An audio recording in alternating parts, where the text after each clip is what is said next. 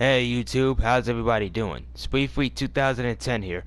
Welcome back to the channel and welcome back to another GTA Online Money Front car customization video. So ladies and gentlemen, it's a brand new event week here in GTA Online, Thursday, June 26, 2025. And today I'm going to be customizing the brand new Declasse Tampa GT. But before I go into there, it's not the only car that just came out today. In terms of the Tampa GT, you can find it here on legendary Southern San Andreas super autos for $1,311,000, alongside the Honest Minimus sedan, the stock version, yes, of the Declasse Walton L35, which actually is confirmed to be in GTA 6. I believe it's in trailer 2 at a specific screenshot on a specific spot, as well as the Guati LSCM Cheetah Classic, which is honestly just the Cheetah Classic with a non-customizable wide body and custom trim, which makes this so far the only sports classic car in the tuners subclass, as well as the Overflood Suzume. So yes, so the only Overflood Suzume electric supercar, as well as is another one. We had a Bobcat security truck, which we got the trade price for doing a delivery for it, which I'll do in a separate video because those are also new. And that's pretty much it. The only thing that's getting really drift fed in terms of vehicles is actually a drift version of the stock Walton L35. Not only that, it's basically the drift Tampa version of the L30 of the Walton. We have the original, kind of like how we had the original Tampa, and then we got the drift Tampa later. The drift version of this will come out whenever we get the new drift upgrades for the Honest Hardy, the Dinka Chavos V6, the Vapid Dominator FX is also getting drift upgrades, as well as, if I can find it, the Bravado Gauntlet Hellfire. Yes. So yeah, those three cars. So other than the new Drift L35, those existing cars are also getting the drift upgrade.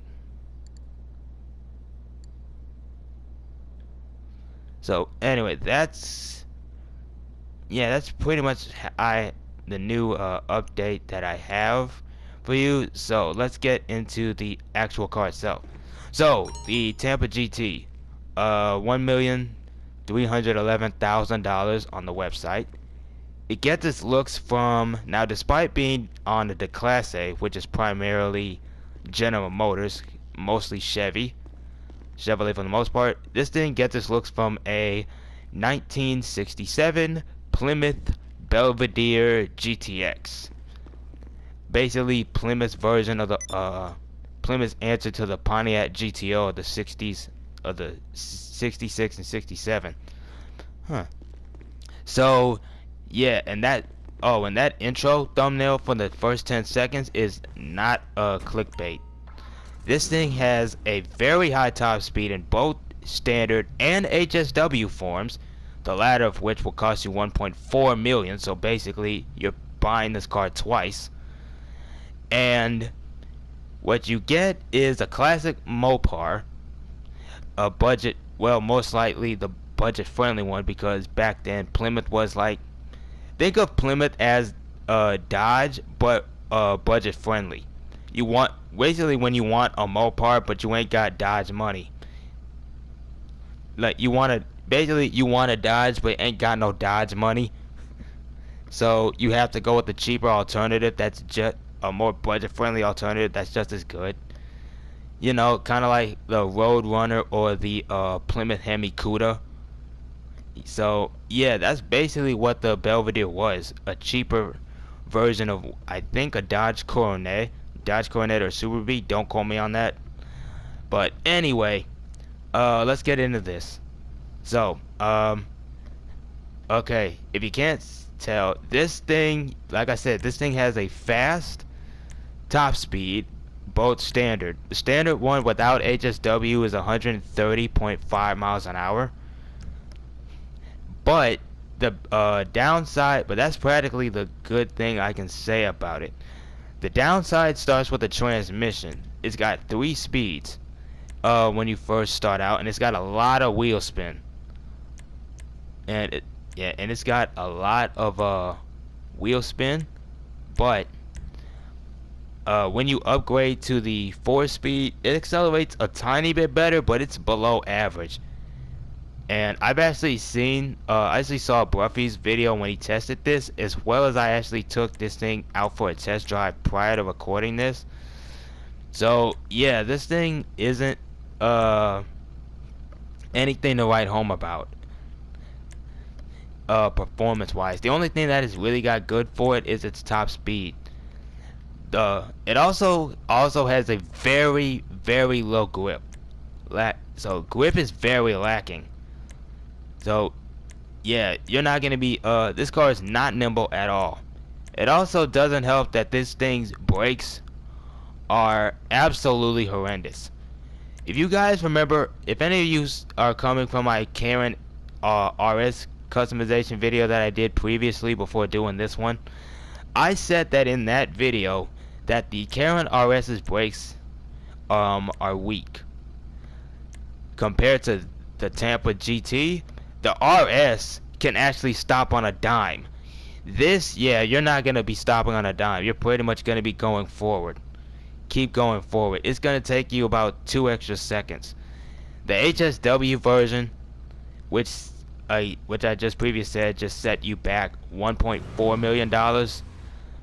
It's not gonna really help all that much either, because even with all that extra horsepower under the hood, you have to brake even earlier because of the lack of grip that this car unfortunately just has. So so in terms of HSW,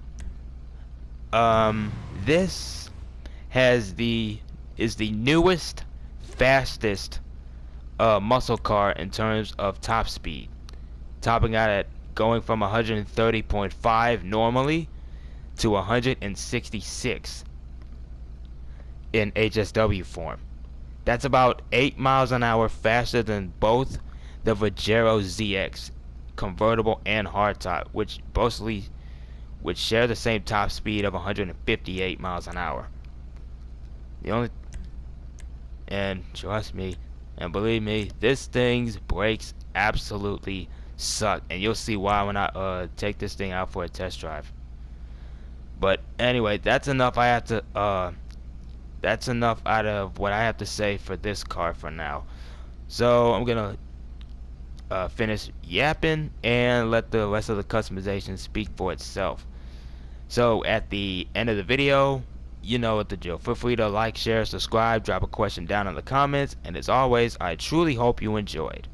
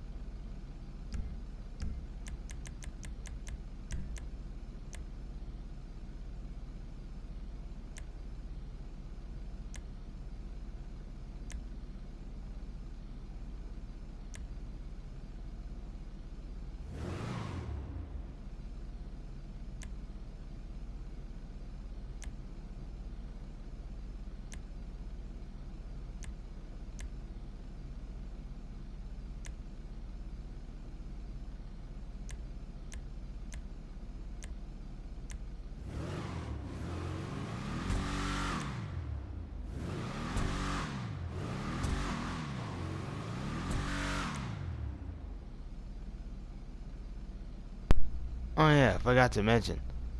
Want to tell that this is the GTX? Look at the front hood here.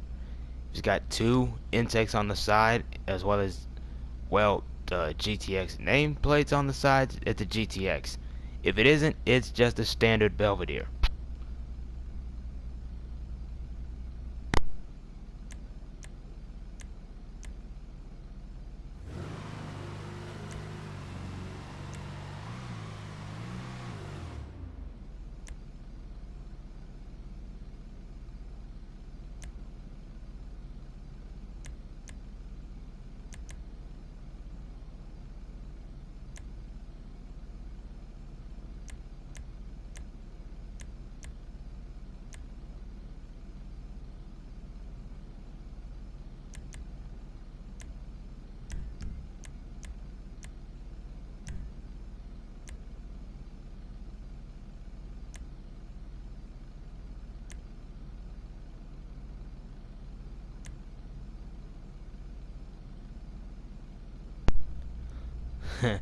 This particular livery here, the Monarch, is a reference to the legend himself, the King Richard Petty of NASCAR. He actually drove this specific Belvedere model back in '67. That was before he got the Plymouth Superbird in 1970, aka the King Strip Weathers from the first Cars movie.